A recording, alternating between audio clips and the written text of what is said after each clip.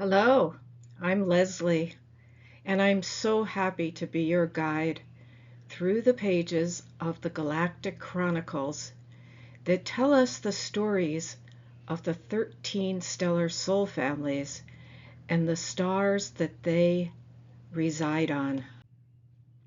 These stories are our stories, the stories of the patterns that we've lived through as ongoing consciousness. Because right now, we're physical and we span through different dimensions, and we actually have soul aspects living on these different stars. We're there by mutual resonance with what that star is about, what soul family is coming through it, what is being learned on that star. And you might think of the star as being a cell or an organ in our larger light bodies. Because indeed, we're physical bodies, but that physical body is a distillate of a larger consciousness of a light body. And we're at a time when we're starting to feel the frequencies of the stellar rays stream through us and help us to understand that we are much more than just these physical distillates, that we have a whole range of understanding and comprehension of other aspects of creation. Because in fact, we live inside actually the unfolding mind of the Creator, if you will. The Creator is inert. The mind of God or the divine is constantly putting out beautiful ideas for creation. We're some of those ideas, and we're agents of creation. And this is constantly unfolding, and we're discovering that we're a part of that. We're discovering that our lives unfold within a much larger context than just the planetary world that we see around us. In the Galactic History Chronicles of the 13 stellar nations, we meet the great, holy, and blessed beings that we are on the stages of creation's mystery plays. It's we who are dressed in the costumes, in the archetypes, in the experiences of the 13 colored destiny paths that were dreamed by the Creator in this creation cycle, and we play the celestial and earthly roles that we have undertaken. With this context in mind, I'd like to suggest to us that when we hear about the 13 stellar nations, the Pegasus, the unicorn, the angel, the whale, the winged lion, etc., it's hard sometimes from our 3D perception not to think of some kind of entity that's out there. And really what we need to do when we listen to these chronicles that I'll be outlining and taking you through different stars, we need to understand that we're talking about energy patterns that live inside of us. And yes, there may be outside representations or actualizations. There were times with unicorns, apparently. There are angels besides humans that have angelic codes.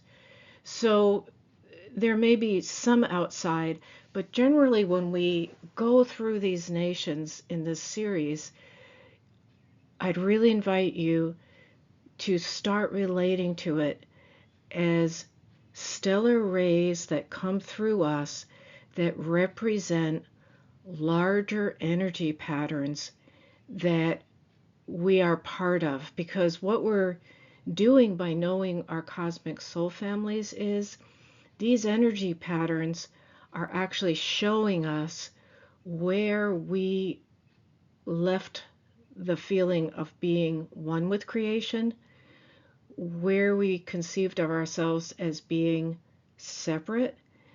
And then by understanding that, the shadows start coming to the surface of the wounding of that.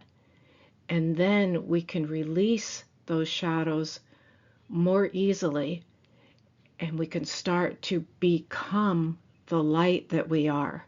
We can move our consciousness into understanding ourselves as the light body who has this physical expression. We can also think of these energy patterns as frequencies. They're patterns of different frequency, and some of the patterns are harmonious and some are not. But when we start to really learn how to feel and identify these frequencies or patterns, we can make the patterns harmonious. In this video segment, we'll explore the stellar soul family of the angels. The stellar name for the angels are Arbi Noah Longalos. And what that means is they're the guardians, the keepers, the messengers, and ambassadors of the dream of creation.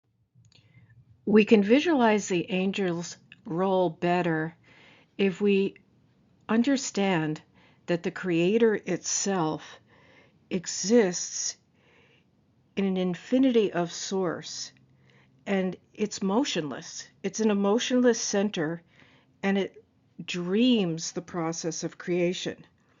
And all it can do is it's a divine mind. It can send forth the idea, the creative thought, but it can't be a participant in its own dream without the angels. So when the divine mind sends out these ideas, they come out of great cosmic eggs, and the angel is born right along with the divine ray that's coming out that carries the idea, the flow of spirit, perhaps you could say. But the angel is shepherding that dream, and the dreams are all different. So angels will have different roles and different assignments, essentially. There's healing angels and guardian angels and angels of the overall template. But in general, what you could say is the angel is the realizer of the heavenly idea and the keepers of divine order.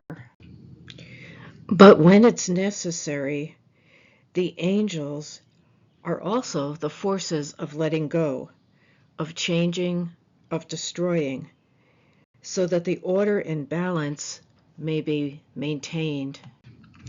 There are 24 angel stellar worlds, and we will look at 5 of them that are really the heart of what the angel is all about in its connection with the Creator. And then the other worlds aren't so much a pathway of development as much as they are angelic focuses on different individual worlds. And they tell the story of how the angels get involved with shepherding creation and the things that happen in their assignment. And particularly when the angelic consciousness serves in worlds that are not as close to the divine mind, different kinds of experiences and patterns come up for the angel, which we'll look into. And these are actually patterns that can be relevant in our own lives, especially if we have strong angelic codes. Spica is the cradle of the angel nation. It's an 8th dimensional world that's an absolutely non-polarized body of light. As such, it's the mirror of the divine mind. We can realize that the divine is inert, and it releases great cosmic idea eggs and this happens on Spica. The angels living here are in direct contact with the divine mind, and they're filled with a celebratory joy, praise, and devotion. And here are angelic aspects, if we live on Spica, are very close to the divine mind. Anyone who has a dominant planetary conjunction with Spica, especially if it's projected on the Sun, Neptune, Moon, Ascendant, MC, or North Node, has a very strong angelic root and codes. And as such, they're a messenger in their soul, and their life is determined by a high motivation towards angelic service. This soul aspect also guards, keeps, and protects the work of realization and the dreams of the Creator. And these people can actually be healers of fate, because they can help others accept and understand the depths of divine will and the divine perspective. And this can help soothe other people's unsettled souls and help them to understand that through the mirror of the divine mind, where the highest possible principles and heavenly intentions are, that all is really directed towards the light. As such, Spica can be thought of as the angel's heart.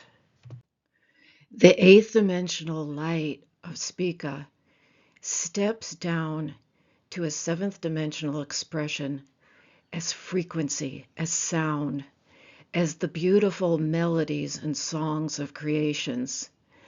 And these melodies are captured by the angels on Antares.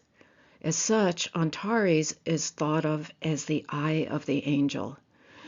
And the angel's eye, seeing these beautiful frequencies and outplay of the divine mind, scribes them into the Akashic records that are held on Antares. And this is where the cosmic history codes of the Milky Way galaxy are held.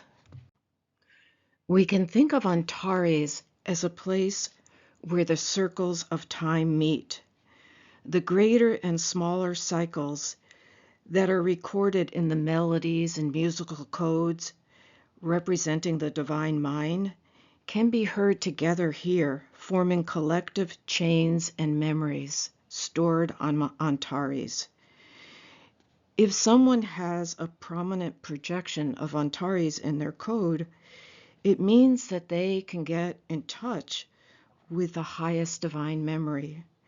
And as such, they can be remembering and reminding souls who can help and heal and teach others about the greater cosmic truths. The seventh dimensional star of Cannabis is in the Argo constellation, and it's a symbol of the angel's bark or the angel's ship. And it's like a harbor where the angel comes before moments of release. And here, the angel being part of our soul holds out our hands essentially to be endowed with the divine will as we're sent on our journey with specific mission codes. It's like those mission codes are shown in our hands as a radiating flame. If someone has cannabis on their code, they can be aware that they had once stepped onto the deck of this angelic bark to offer their complete destiny for the service to the divine. And they had set out as a devoted messenger on their angelic mission. Having cannabis on one's Antares code does not mean that they're a young soul. Rather, the message of cannabis is that their destiny has come to life, and it's meant to be written in their present incarnation. It's meant that they learn to understand the signs now that remind them that they're messengers and realizing dream keepers that the divine intention imagined them to be. The shoulders of the Orion constellation, Betelgeuse and Bellatrix, are the energy fields of two giant stars that are tightly interlocked energetically. And together they form an organic unit that becomes the scales and the mirrors and the controllers of soul evolution throughout the galactic scene. Betelgeuse is a great storehouse, an enormous library where the divine laws are kept, and the angels here watch over and guard divine order and divine law. And from here, the divine laws outpour into the different worlds. Bellatrix is a celestial location of ensuring that these divine laws are obeyed. After meeting those central angelic stellar worlds in the Galactic Chronicles, it can feel rather shocking to learn that there was a great war in heaven among the angels. The angelic war started when Baku, one of the most beloved angels of the Creator, was seized by the shadow of the lust for power. Legions of angels battled, some on the side of the light, representing the divine Creator and the original matrix, some on the side of the shadow, seized with a desire to create their own matrix. But angels don't die. When slashed by the swords of justice, they simply lose power. They lose the broader aspects of their consciousness. And these angels fell as fallen angels onto the star Algol, which is the graveyard of the fallen angels. The graveyard of the fallen angels on Algol exists in the fourth dimension. As such, it represents frozen light. There is a sixth-dimensional aspect of Algol, and in fact, we'll learn later that the divine mind actually intended for Algol to be a portal of rebirth. Learning that the angels of all the creations of the divine mind fell into a lust for power can feel terribly crushing. Why? Why would the supreme devoted goodness do such a thing?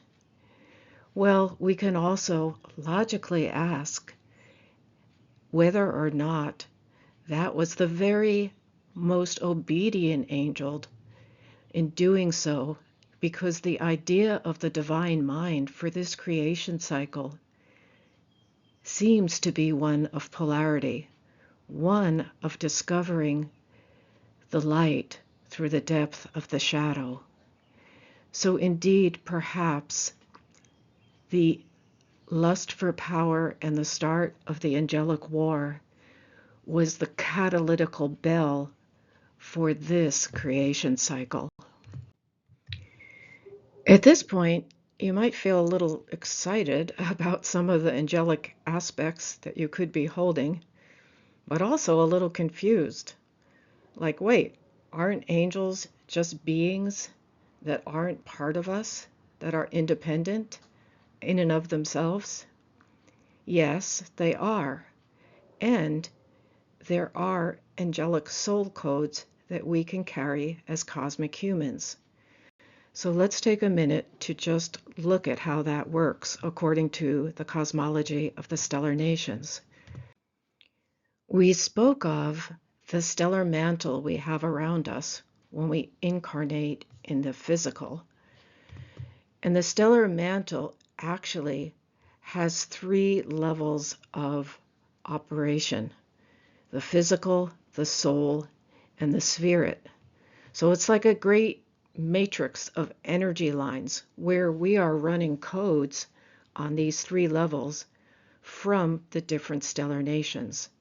Now, as chalices, as cosmic humans, because on the physical, we are all cosmic human by at least 51%, because we're here, we're manifest. But on the physical, we are also holding one of several codes that are possible to be held physically. And what we hold has a lot to do with our galactic genetics, if you will, the trajectory of our consciousness as it's developed, and what kinds of matrices of experiences or what kind of soul families that we've manifested through to explore. On a soul level, we can be holding 1, 2, or 3 even simultaneously of these different stellar nations. And that just depends on how we decided to design ourselves for this incarnation. Essentially, we could say that our stellar mantle is like the blueprint behind the blueprint of our astrology. Now, you'll notice on a soul level, we can hold the angelic codes as one of our pathways of experiencing. On a spirit level, we don't vary. We were given the choice when we first stepped out as an individuated consciousness from Source to be the Holy Spirit, to be an angel, or to be a cosmic human. Now, it's not like we stepped out and had a mind that made a logical decision. At this point, we're talking about what did our energy as an individuated aspect of consciousness identify with the most. And then we essentially embodied that resonance. And that's how we are on the spirit level, which is the closest level to the divine mind.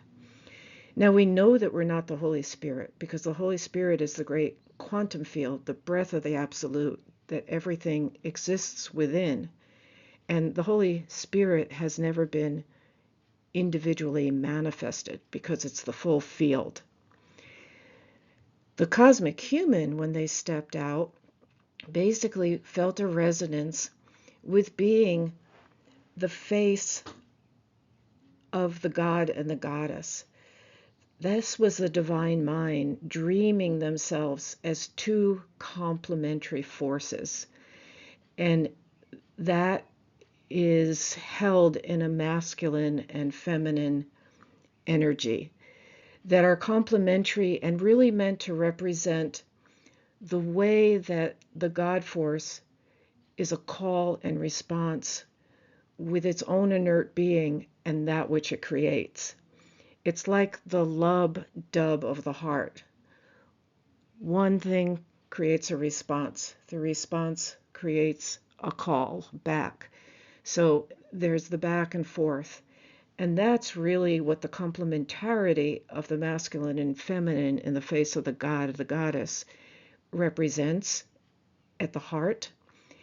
So there's an inherent duality in the cosmic human because there was a choice to resonate with the feminine feeling, energetic field, or the masculine energetic expression. And on the spirit level, if we chose to step out as a cosmic human, we will have an orientation to one or the other. But every 7th incarnation, we're asked to come in as the opposite of our inherent resonance so that we can understand the different perspective. With the cosmic human, we've really got the complete urge to experience, to be in life, because in fact, that's what the Creator said to the cosmic human. The mission of the cosmic human is to hold all these 13 stellar nations as the forms and frames of experiencing, and to really get down and dirty, to go to the depth of the shadow, to explore the height of the light, and then at the end of the journey, to bring all those experiences back to the Creator's altar as a gift, as a way to show the Creator what it's like to be an experiencer. If one stepped out as an angel on the spirit level, there's not the inherent duality that the cosmic human feels. Instead, there's that whole orientation towards the divine mind, which we saw on Spica. And the angel really feels to be in service to something. There's a deep motivation in one's life for some kind of service. Additionally, there's more of a need often in life for a feeling of withdrawing into a quiet interior space at times. And that's because the angel is attenuated to listening for the ideas of the divine mind that are born from the great cosmic eggs. And the angelic being knows in their soul and heart that the divine mind is sending out cosmic eggs on a regular basis. So what they're listening for is when a new set of ideas is launched, essentially, because as you can imagine, an angel will have some kind of assignment to be the shepherd of a given idea. They may be a guardian, or they may be taking care of some aspect of a cosmic law.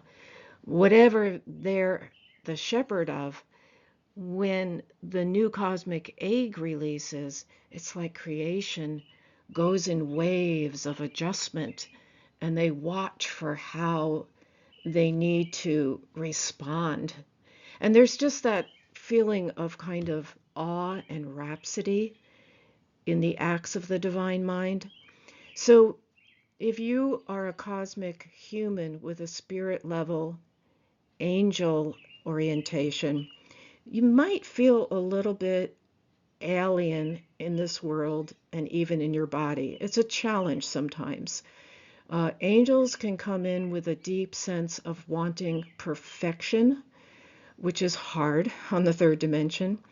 We think of angels as being soft, wonderful, and understanding, but actually it can be quite challenging for an angel who's exhibiting in the physical as a cosmic human to even have compassion, because we're often geared to that whole perfection and the divine mind, and they look at the experiencers of the humans with a kind of not understanding and sometimes disdain. So it's really part of the spirit angelic code to learn compassion for the third dimensional world. And in fact, often that's what they're doing. The angelic part is guarding over the cosmic human in many ways, or the worlds of the cosmic humans. Therefore, they will have an understanding of the different experiencers. It's just they don't experience them in the same way. They do it a little bit more as observers, or one step removed. But of course, as a cosmic human with angelic roots, either spirit, soul, or both, we have loved ones who are cosmic humans. We're involved in life. We see the experiences of life. So we're needing to show up in life, but inherently have a slightly different orientation. And it's good to analyze within yourself over time as you get to know the stellar nations. what you feel you might be on a spirit level.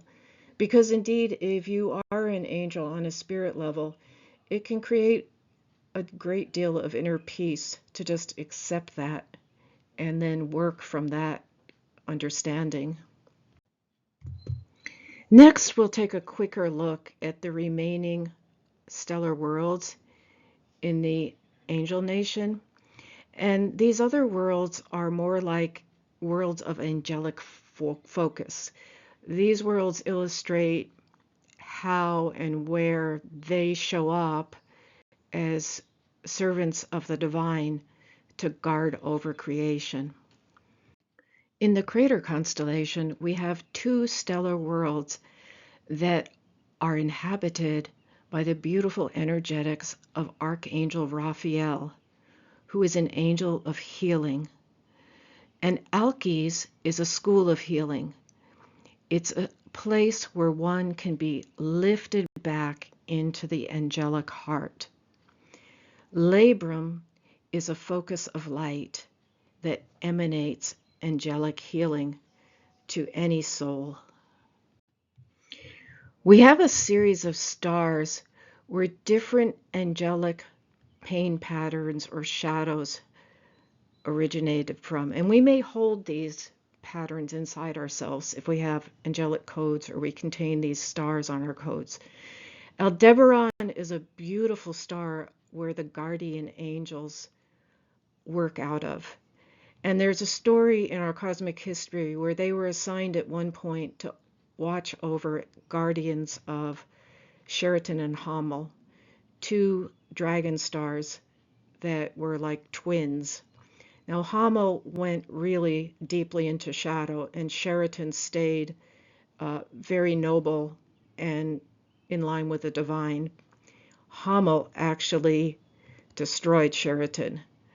Aldebaran, as guardians, did the right thing. They didn't interfere. Although after the destruction, they were so emotionally rent by the fact that there was a few baby dragon eggs left on the nuclearly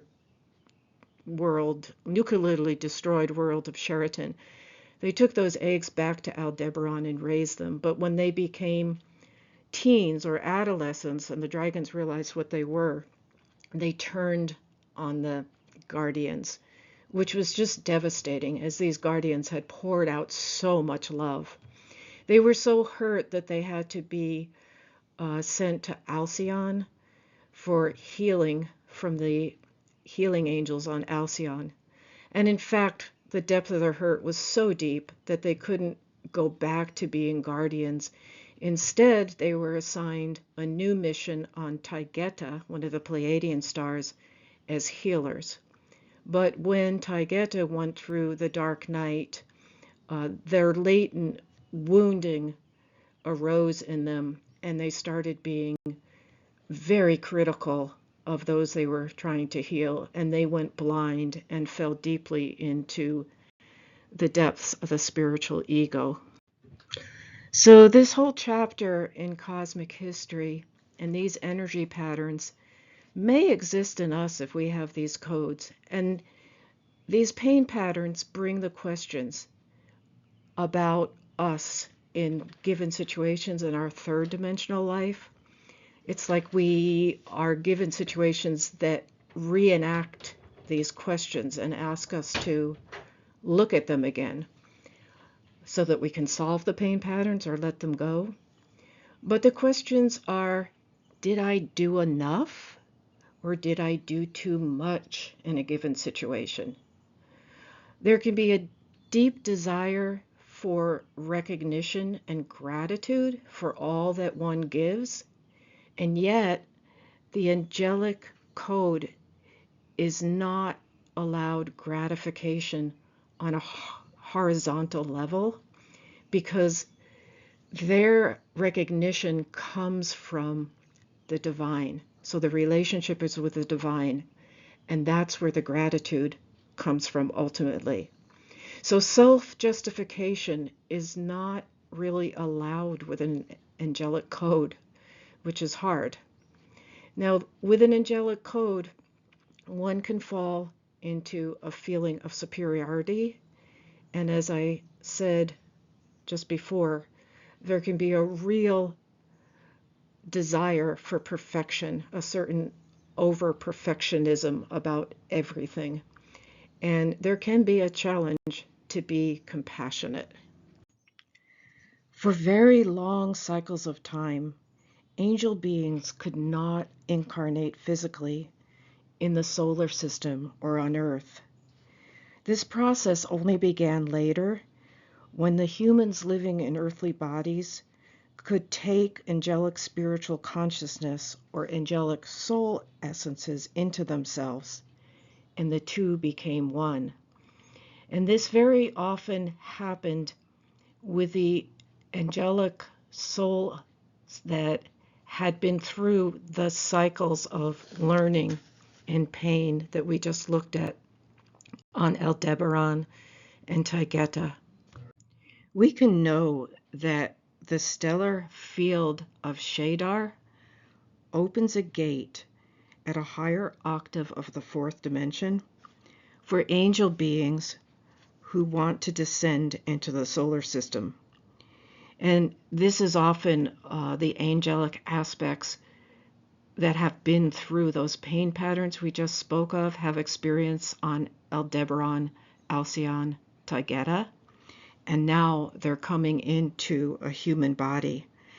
And through this portal of Shadar, through this gate, they descend and permeate into a human life and destiny by connecting their higher self to a being with a human consciousness, which may be one of us. So this connection and spiritual presence is something that's called the connection with the angel of our soul. And if Shadar is in our code, you may know that in your higher consciousness, you can recognize an angel being who did fly over this gate and take up a human personality. Now, again, it's not always that easy, because someone in their higher consciousness on the other side of where Shadar is before they descend into their human body feels very inspired to show up in the physical and offer service. But coming into the physical and through the astral fog can be very disoriented. It's like the angelic part of us feels like our wings are ripped off, and it's what happened. There can be some tendencies to being overly sort of desirous of angelic things, kind of pink and unrealistic, or there can be a tendencies towards even drug or alcohol abuse just for an urge to recreate that feeling of transcendence that's missing here on the third dimension. The angelic fate can actually be quite a heavy burden. There are 3 pathways out of the pain of the angelic fate that one may be carrying, and we'll look at these 3. We spoke of Bellatrix before on Orion's shoulder, but if we do have Bellatrix in our code, we can know that there's a heaven's gate of grace leading out of pain. And so there's a complete certainty that in this incarnation, that pain pattern will be lifted. If one has McKellenum on their code, it asks for a little bit more. This is a stellar sanctuary where one can ask for the manifestation of divine truth. So essentially, it's a place that we can go in our soul. And if it's on our code, it means we're related to it. We have a soul aspect there. But as a human, we almost need to turn consciously to this place inside and really be willing to let go of the pain or any kind of feelings of blaming for what's happened. It's basically a place where we ask for divine truth to be made known, and that we're going to give up any kind of retribution feelings and leave it up to karmic justice and to the divine. And there's a very good guided meditation in English to the stellar sanctuary of Menkalinam. We learned about Antares as the seventh dimensional eye of the angel. Antares also has the cosmic human and the female serpent nations running through this star with their own stories and energetics. But basically, we can know that if we've got Antares on our code, we can be lifted from the angelic pain patterns through a quiet inner dialogue and really coming into acceptance of everything that's happened.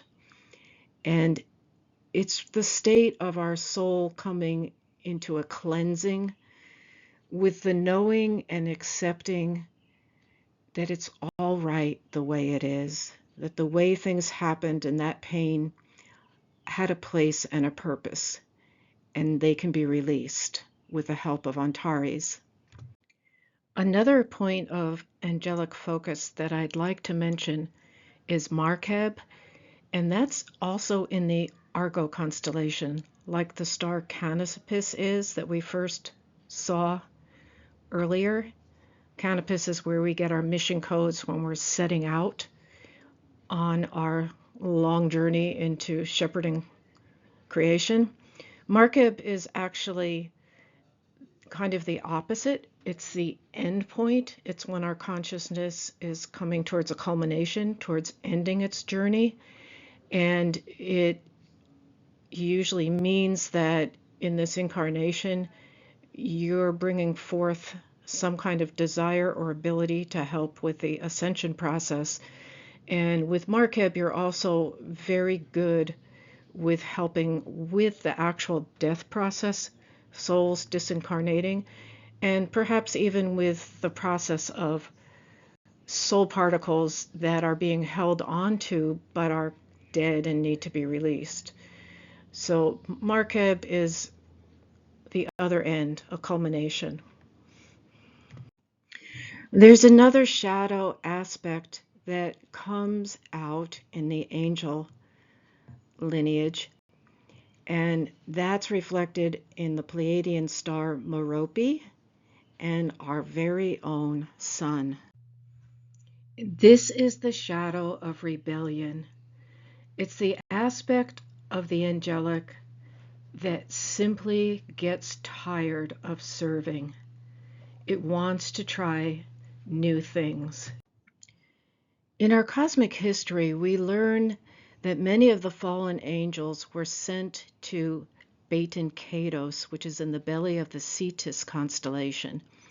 And it's a fourth dimensional karmic chamber of mirrors, kind of a time out, where one gets to reflect on their actions and decide if they want to come back to the organic divine matrix.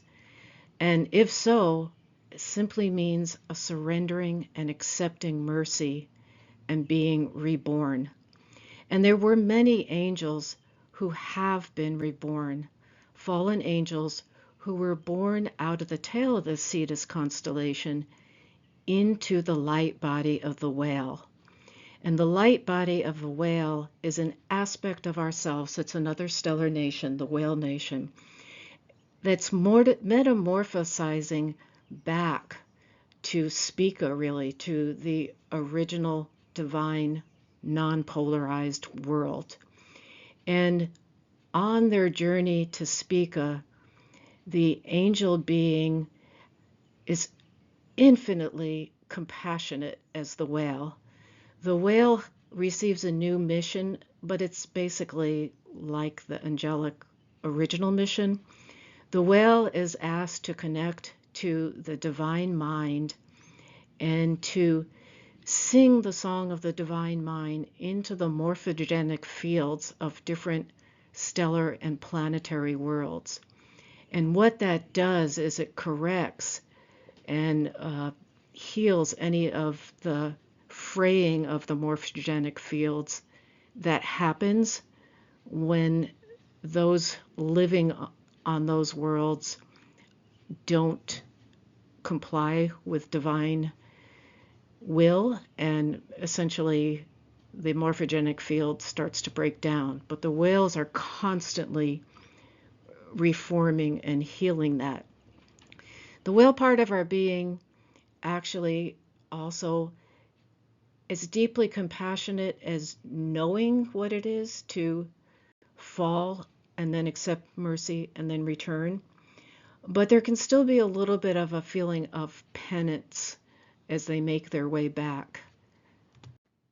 However, we can be heartened to know that in the year 2020, which in the divine plan of the years was the year of the whale and the redemption of the fallen angels, 3 new stars were revealed.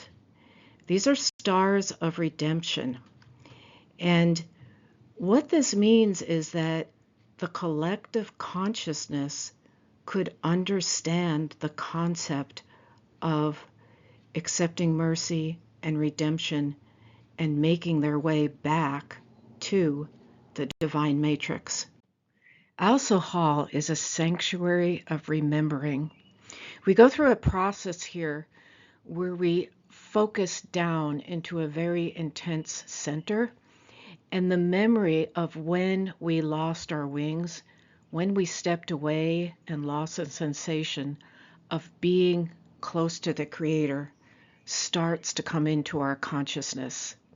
And if we can release this memory, the healing can start, and it can become a very uplifting experience. And we can know that when we ask for forgiveness, the 4 divine principles of creation, divine love, divine law, divine mercy, and divine will, blend into a single beam of light and cast into our soul to absolve us, to unload the burden of transgression, and to help us finally let that go. So this is what happens on the revealed angel star of Avoir.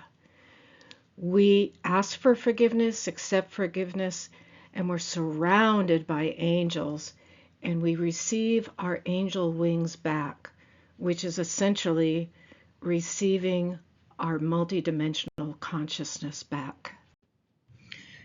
And then we can reach Mia Placidus. And it's so beautiful that our collective consciousness has seen this, and that this potentiality exists for us now. Mia Placidus represents that we have regained our original divine destiny, and now we're given a second seal of destiny. And that second seal of destiny asks us to maintain, sustain a 5th dimensional and above consciousness, and be living bridges with that consciousness back into the 3rd dimension. So Mia Placidus endows us with a holographic seal of light that makes us feel like we're present here on Earth and in the higher realms concurrently. Now let's take a moment to revisit Algol. We saw that Algol is an angel star, the graveyard of the fallen angels, and as such, it's a 4th dimensional world of frozen light. But the original divine intention for Algol was that it actually represent the possibility of failing or falling, because that is something inherent in a polarity dynamic when one explores the shadow to find the light. So Algol was meant to hold this polarity, but it was meant to show that when a being fell, or an aspect of ourselves fell, we would be offered the opportunity to accept mercy and redemption, and then be pulled back into the organic divine matrix upon surrendering to this greater force.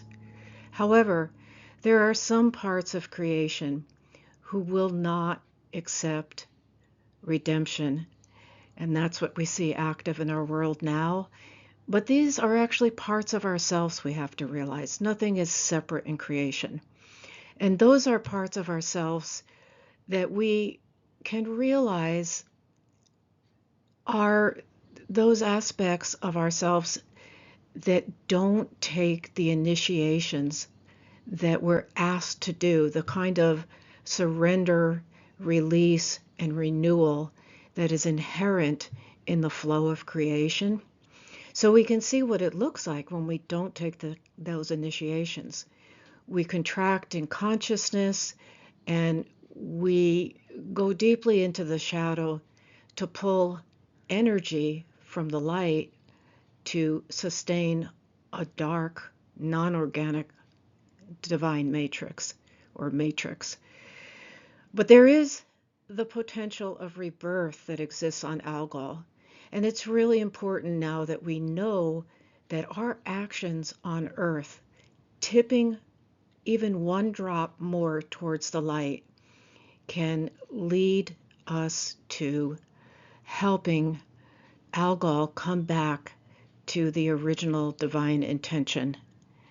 And if it doesn't, there's the possibility of a fatality of that world, a fate correction, where that world ceases to be. There is a little more complicity with Algol. Let's say the plot thickens, and we won't go to it deeply here with the angels, but the dragons also come through Algol. And there was a time when the dragon who was fallen and the fallen angel merged on Algol, and this actually created the satanic entity that exists in our creation cycle at this point. So we'll go into that more with the dragons, but I also want to let you know, if you have Algol in your code, and particularly if it's in a prominent place, like the sun, the moon, ascendant, MC, or the north node, it really means that it's a mirror of your karmic pasts, and in this life, your soul has brought in this Algol ray because you're undertaking to get into direct contact with members of formerly fallen angels, dragons, serpents, even arthropods who live on the earth today. And in your soul, there is this desire to try to assist in helping those lost beings seek for the light and seek for their final redemption. So you may find, if you have Algol, that even in your immediate environment, in your family, or close working relationships, you can find these difficult relationships, and they can be full of conflicts and pain. And yet, please realize your soul intention here is to affect these other beings invisibly through your own spiritual path and the choices made by your heart to help guide these beings back to their original destiny, which is formed by the light. And perhaps it's interesting to know that the Christ soul, the Christed aspect of consciousness, which can sustain the fifth, sixth, and beyond dimensions, that came in the person of Jesus, was born from three spiritual qualities that are closest to the completeness of divine consciousness.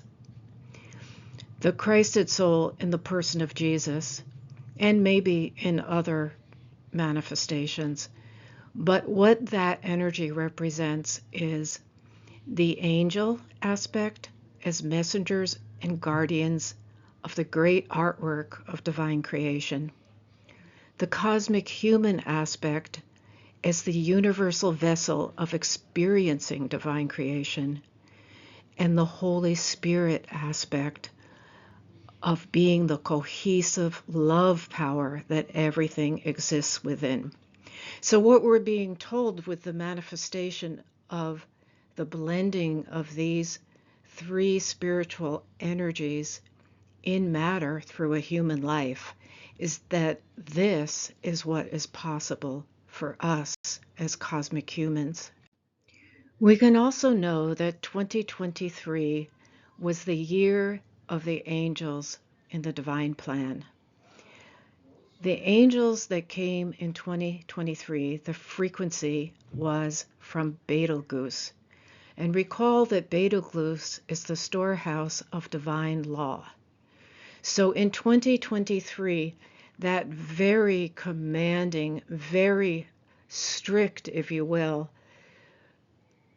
aspect of the angel came into the frequency field of the earth plane and into our collective consciousness to reinfuse the frequency of divine law and divine order and what that means into the earth plane and the morphogenic field.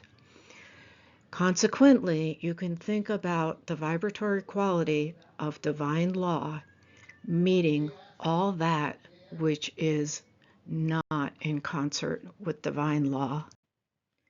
And so, in the great mystery play of creation, we can know that angels serve the divine mind, serve us as humans, and serve creation, and that we can hold angelic codes on the spirit and or the soul level.